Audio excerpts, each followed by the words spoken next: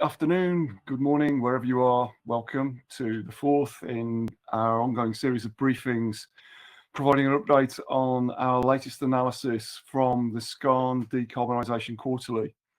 So we'll be presenting a pre-recorded session for the next 15 minutes or so, with time for questions at the end. So please use the Q&A functionality at the bottom of your screen if you have any questions, and hopefully we'll allow a good 10 minutes to answer any questions you may have. Welcome to the fourth in an ongoing series of briefings, providing an update on the latest analysis from the SCAN Decarbonisation Quarterly. For those of you who don't know me, I'm Mark Fellows, co-founder and Chief Executive Officer of SCAN Associates, and joining me today I have Sophie Chung, our Director of Strategy and New Product Development, and also the lead author on the SDQ. As you'll have heard if you've joined previous SDQ briefing webinars, the SDQ tracks global progress in decarbonisation of the mining sector.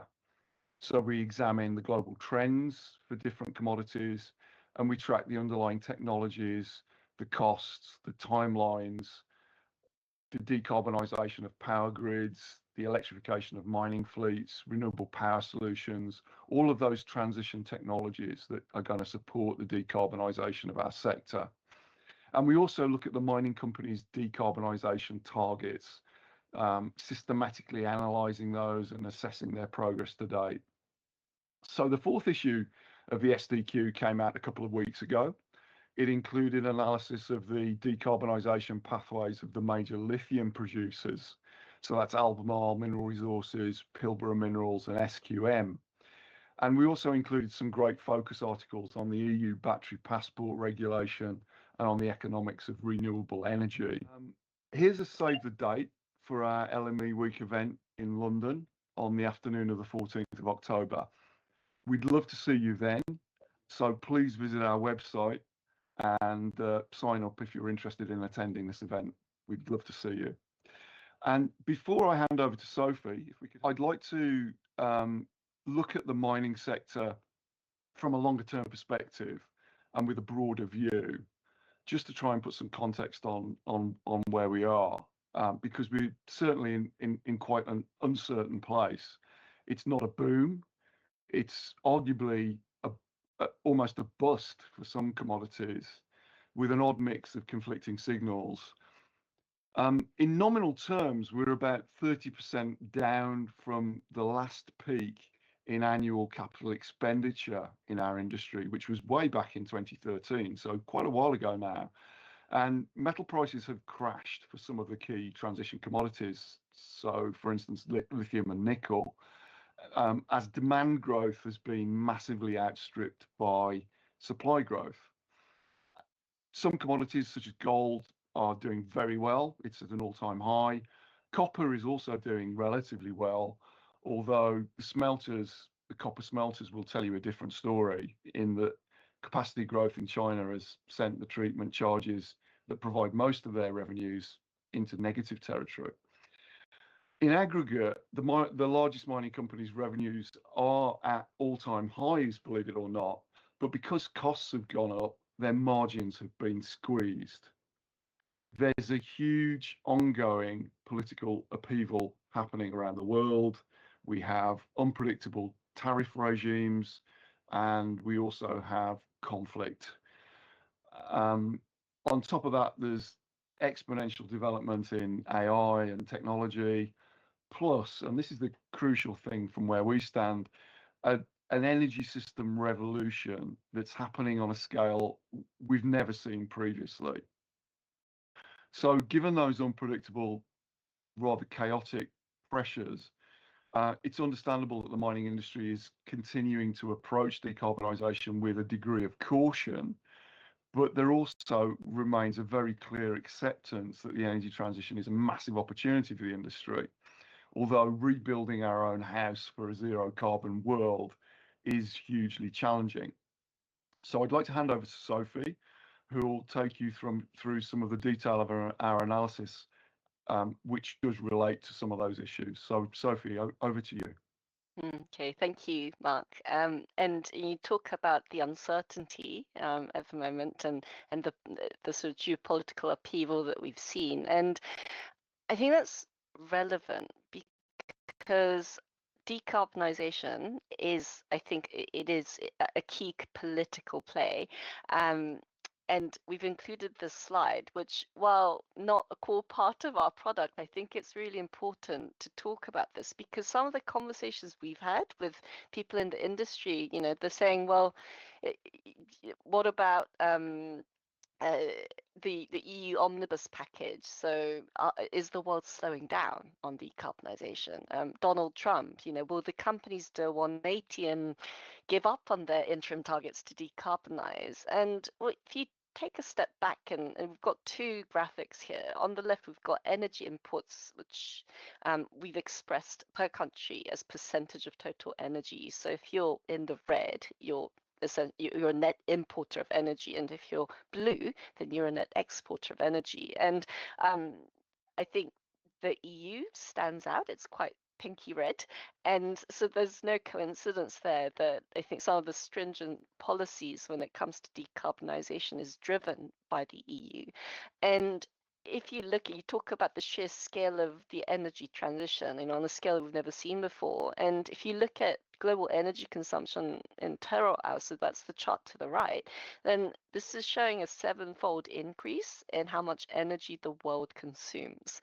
And so I think this is really important to highlight because if we don't have reliable source of energy, our economies grind to a halt, and then comes a whole lot of other things like social unrest and so I think that coming back to the energy transition, so sourcing of energy in a secure, reliable way is going to remain absolutely key. It's a key political agenda, and with this, I think that you said that the mining companies in the sustainability reports they highlight the opportunities in positioning themselves to serve the energy transition, but then you can't serve the energy transition whilst consuming a whole load of fossil fuels. There's a dissonance there if you do that, right? So I think that the targets are here to stay, and I think there's a level of stickiness that's not going to go away, and in fact we think it's going to increase. So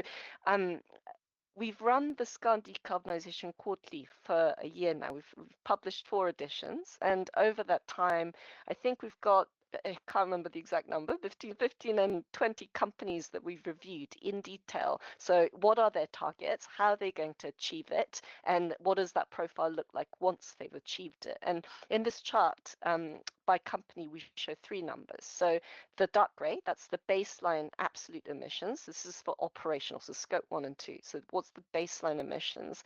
And then there's the light gray, which is baseline restated, because since the targets have been set, there have been portfolio changes, and we'll talk about that. And then in light blue, there's the interim target, which these companies are aiming for. Now, their baseline years, the target years, it's all different. But I think that one thing is something that you said to me the other day. You said, well, what other metric in the world of mining is being set at this scale, right? Apart from production growth, maybe, but like a lot of these targets are like 30% reduction or 50% reduction, whether intensity or otherwise. You're talking about, these are big numbers. Imagine if a company said that you were going to improve productivity by 30%, or we're going to cut injury rates by 50%. These are huge, big, that you were going to cut costs by 50%. So when it comes to committing to a number and considering that decarbonisation is not an easy thing, I wonder whether we've been, this is part of the ESG fatigue. We've been told so many times, like, 30%, 50%, we come to expect it. But when you think about what it takes to achieve that, it is not insignificant. And yet there's a level of stickiness to it because, and sure, some targets have been revised, and we can quote some examples of that maybe, but for the most part, when I look through the last 5 years of sustainability report, there is a level of consistency, there is a level of reiterating this target, and we remain committed to it. And so there's one thing. So the other significant aspect to this, I think, is the portfolio changes, so the restatements. And decarbonisation is not the only thing driving portfolio change, but there is a trend here. So in the purple box to the right, I've made a key note of divestments that have had a material impact to the baseline emissions, and predominantly the coal assets. So South 32, Illawarra, BHP, the Dornier Blackwater operations, Teck, sold the Elk Valley coal assets. And Vale, there are several assets there, not coal. And then Anglo also, in the process of selling off the coal division. And if anyone has been involved in any kind of acquisitions or divestments, and we know that these are not easy things to achieve, these are actually an absolute pain in the backsides. And so I think that's one thing, is to say that the companies remain committed, and that this is not an easy thing to do, but there is consistency there. Now, I think, can they actually achieve what they said they'll do, and how much transparency is being communicated? I think that's a different topic, so let's move on to that. From a cost perspective, there isn't much transparency in that, there's an interim target, this is where they are now, but not enough detail. And we know this is an issue because every financial institution that we speak to, they say, well, what does it mean for costs? That's number one question, right? So they've got the plan, it's important. There's no, I don't think anyone's ever said it's not important, we don't care, or it's not important, we don't take that into account. And I think there's actually a real desire from the financial institutions to understand, okay, what does this target mean for the company's financial models? What does it mean for OPEX, and what does it mean for CAPEX? In this table, I've summarized some of the key metrics, I suppose, so that pertain to the economics of decarbonisation. And these are the top, so 5 leading mining companies, and so they tend to disclose more than others. So, for example, what are the internal carbon prices that these companies are using? And they are, they disclose some ranges, but that's at a very high level. So we understand that they're using these internal carbon prices even when there isn't, a real life carbon tax in effect, to assess their long-term plans and investments. So that's one thing. So we know that they're doing it, but how does that help us better understand the financials of these companies? The interim targets, what are they? They say if it's an absolute emissions-based target, then it's quite clear, this is the baseline, we're going to cut it by 50%. You can figure out what that's going to look like. But if you set an intensity-based target, then you can, we have spent at SCAN days sometimes looking at a target to understand what that means. Like, what does that mean in terms of absolute emissions? So that's one thing. Capital allocations, how much is it going to cost the company to do this? Once again, very patchy information. I think BHP and Rio stand out in terms of they've made an effort to provide a ballpark sort of number in rounded up billions of what it's going to cost them to meet the interim target, but that's also not broken down enough, really.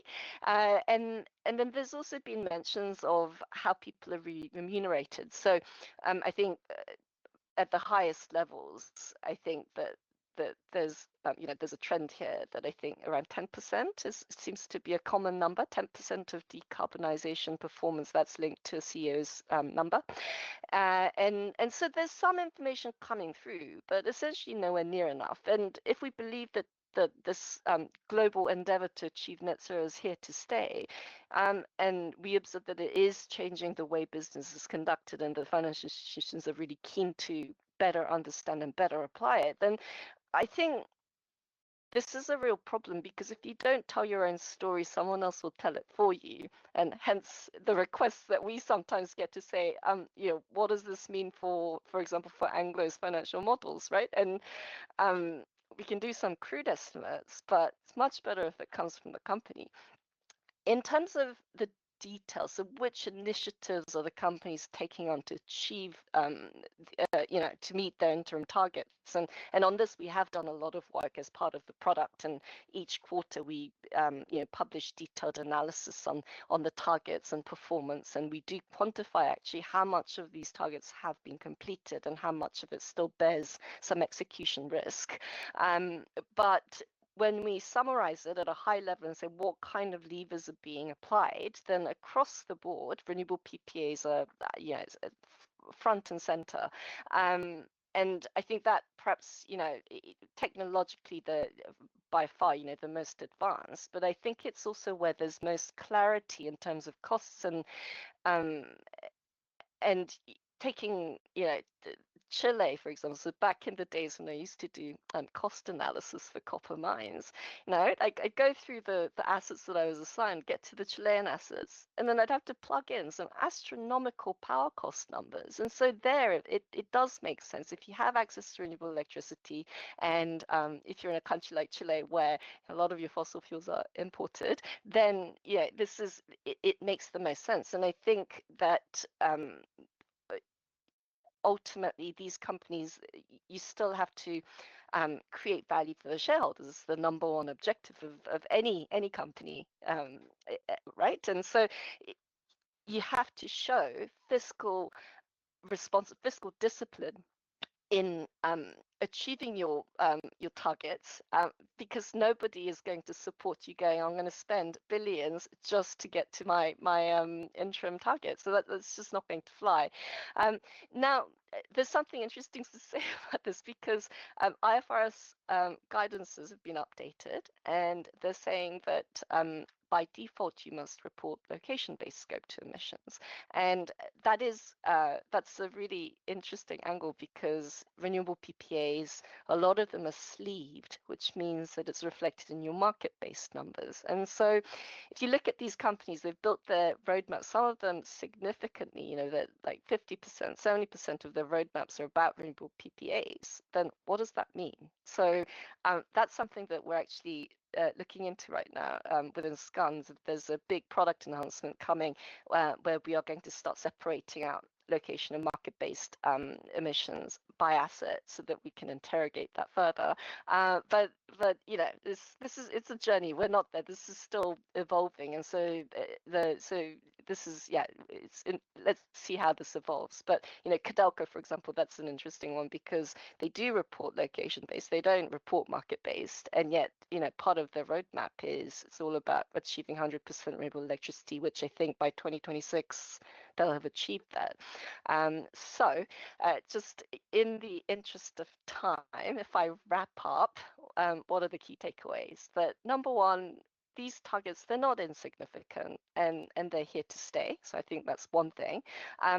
Number two, I think that the companies are the transparency, what the companies are disclosing in relation to decarbonization, there's definitely a level of cautiousness there, especially when it comes to aspects of the roadmap where the costs are not well defined. So I think that with renewable PPAs, there's no mistake there that you see most capex numbers associated with renewable PPAs. I think that mine fleet decarbonization, those are still, if you like, a PFS scoping level. So are you really going to put out in your report, in your published report, something that a cost estimate where maybe you have 50% confidence rating or something like that? So there's cautiousness, but I think there's also a real need, even if, with all the caveats, I think that there needs to be more information. Otherwise, other people tell that story for you, and that going forward, as a social license to do business, and this includes access to capital for the companies that do need it, is that decarbonization targets and performance in respect to that's here to stay, and I think that's going to become increasingly important. And this is just based on the conversations that we've had with people in the financial sector. Thank you, Sophie. And as I said at the beginning of the session, please feel free to enter your questions into the chat box at the bottom of your screen.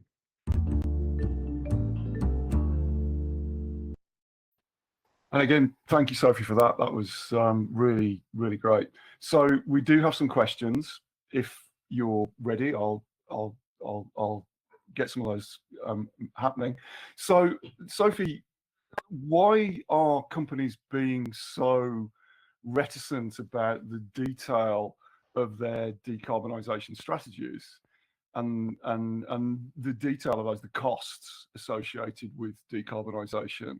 I think we do detect here that companies are not providing as much information, certainly as we as analysts would appreciate. What's your take on it? So on the transparency, okay, well, I think at a very high level, so if you read through the sustainability reports, I think the language is interesting, how the language that they use, and it's, you know, that we came up with our plan, with our ESG plan, and it's been approved, you know, at the board level, and I think it's how much emphasis do you put on it, especially when it comes to capital allocation? So you have to demonstrate that you're being fiscally responsible and that your top priority is very much about adding value, right? Adding value to the shareholders. And I think that it's not just sustainability related topics, it's across the board, is that what companies tend to generally report as are projects that are going to add a significant amount of value. You know, is it material? And I suppose when you look at the roadmaps and at least the interim targets where, you know, the renewable power, as we understand it, that is, you know, at least net neutral or even net positive from a cost perspective. And those, you know, I think there tends to be more disclosure on it. And I suppose you could say that it's because it's material. But then on the other hand, like mine fleet electrification, that's still at pilot stage, if you know, for open pit. And so I guess it's the difference between how much noise do you make about a capex for a scoping stage project versus something that's feasible. And so I think it's not specifically to do with sustainable, you know, decarbonization topics. I think it's the level of confidence and feeling it out and making sure that you're providing what's your overarching message, and the you know, you're still expected to make money, you're still expected to create value, essentially. So I think maybe that too, yeah. But as we've, you know, experienced in some of our conversations, the level of skepticism of, is this here to stay, you know? And so I think there's a little bit of, let's wait to see how the market evolves on this as well. Yeah, I think my concern is that there's a real danger of confidence being undermined, or the assumption being made that maybe companies aren't serious about decarbonisation, or that they're, you know, rather concerned about the actual cost of it, so maybe don't want to release too much detail. And I think at a certain point that becomes quite problematical, and it certainly doesn't help the financial institutions to feel comfortable. So I think part of our role in the market, if you like, is to keep raising this as an issue and to keep pressing for more detail where companies are able to provide it, because, you know, sunlight's the best disinfectant, as they say. So that would be my take on it. Sorry, just to add to that, it reminds me of a conversation that we had with one of his a pension fund manager, and they were saying that if they see a project that involves a new technology, you know, and it does have impacts on it, you know, your fossil fuel consumption, but if they don't understand it, they'll just discard it, you know, they'll disregard it and not include it in the financials because they don't want to carry that risk. And so I think there's, you know, number one, there's a role to play in the larger companies that are leading the innovation to help educate the market and say that, you know, essentially we are trying these things too, maybe, you know, or provide a little bit of confidence from that perspective. But I think also the conversations that we've had with the sort of larger financial institutions, where there is a general sort of skepticism, I suppose. I think you said, you know, that are they going to meet these targets? And because they can't see how it's going to go from A to B, then that's sort of in a way the natural stance to assume, if you like, is like. And this is an industry that has a terrible history for destroying shareholder value. let's be honest. So you can understand why that skepticism exists. But I think it's an interesting point. It's a really interesting question. There's a really quite a good follow-on question just come in regarding whether there is some kind of cost price premium or financial benefit that we're seeing for mining companies who are reporting higher performance or closer to reaching their targets. That's a great question, and it also indirectly touches on some of the work that we're doing for a particular client at the minute, looking at the potential for green price premia in some of the metal markets. And with regard to commodity pricing, in some commodities, we are seeing the early stages of price premia, particularly in, say, aluminium or steel, where particular niche products going into particular regions and particular applications can attract a price premium if they can be demonstrated to be sourced from recycled or low carbon producers.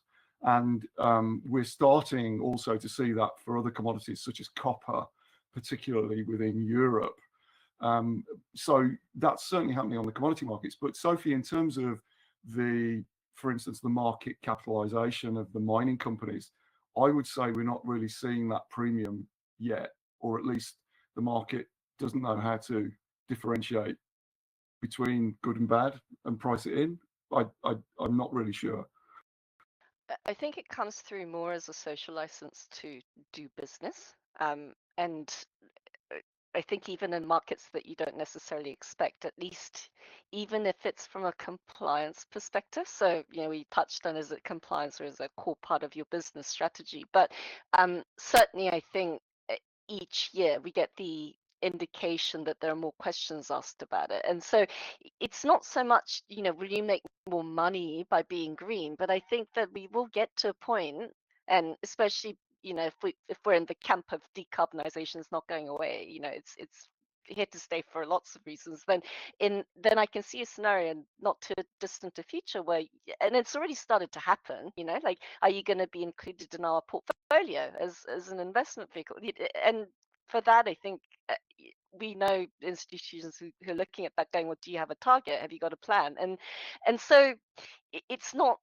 Yeah, and I know that a lot of people would love to see some sort of a premium to reward the efforts, but I think it's more of a binary thing. And where it might, I remember talking to a trader a few years back about how concentrate packages are priced, and there were, I think, three main levers, and one of them was the quality, obviously, and all of the. But I remember one other one being credibility, so their reputation to deliver, and that wasn't just from an operational perspective, but your brand. So if you're company X, do you tend to do what you say you're going to do, and especially with more as reporting standards become clearer and as they evolve and all of that, I don't think it's something you can get away with. So not so much from a premier perspective, but it's more binary. And I think we've certainly seen that come through in the sustainability reports as well. So quite a lot of risk and opportunity analysis happening, and they always comment on that aspect. And again, continuing the thread of the conversation here, we just had a really helpful bit of input from Tom Crummins, our friend in Canada, telling us that we need to remind ourselves about the existence of Bill C-59, which is obviously anti-greenwashing legislation, which does act as a bit of a brake on companies being too open about their decarbonisation plans for fear of being accused of greenwashing. So that's a really great point, Tom. Thank you for making that. Sophie, I think we've got time for one final question, but I think we're pretty much at time. The final question was, have we seen any prominent examples of companies or assets going in the wrong direction? And we've, between us, talked about what we're calling recarbonisation. Do you want to comment on that a little bit? Yeah, so the topic that we've been discussing internally, I think, is what's happening in Ecuador. So the Merida copper mine, I think, we're in the Gloria. public domain talking about how essentially they're going to have to decouple from the grid because of drought issues. That so potentially then that's a regression from an emissions perspective, because in all likelihood it's probably, well, I don't know, but potentially it could be. But the easiest option would be to say diesel or HFO generation on site or something like that. So there are elements like that, and I think that is not a unique kind of case, in that our colleague Raymond Philippe, who could talk to you for hours about water stress in different countries, and this is a really important point, because I think Peru, for example, or Chile, or Zambia, or big reliance on hydropower. But not only does it impact the costs, so when your levels are low, when you have to do big maintenance, and so I think that's not a unique issue, let's say. And then I think the other angle to it, so it depends how you define it, because ultimately when we go back to companies must create value, and how they're going to do that, they're going to grow their portfolio, right? I think. And and if you're going to do that, so if you're going to cut emissions by, I don't know, 30%, and still increase production by 30%, how do you accommodate for that? And that is, I think, the number one challenge. And all I'd say to that is that there is a reason for having intensity-based targets, and it's not that one is better than the other, but I think that both are important. So if you set an intensity target, I think you should be really clear about the story that you're telling, about what does it do to our total absolute emissions, and why we're still going ahead with that. Because if you don't tell that bit of a story, I think in this day and age, you're opening yourself wide up for being accused of greenwashing, essentially. So I think, yeah, I think those are the two obvious examples that come to mind. Thank you. I'm conscious that we're now over time, so thank you to everybody for joining us today, and I hope you got something useful out of today's SDQ briefing. Please do get in touch with us if you wanted to follow up on any of the topics that we've raised, or learn more about what we do with the SDQ and our other research work here at SCON. Please remember to have a look at the SCON website for a few more details on our event during LME Week in October. If you are in London during that week, we'd love to see you there. And thank you very much for your time today. It's been a real pleasure to present to you.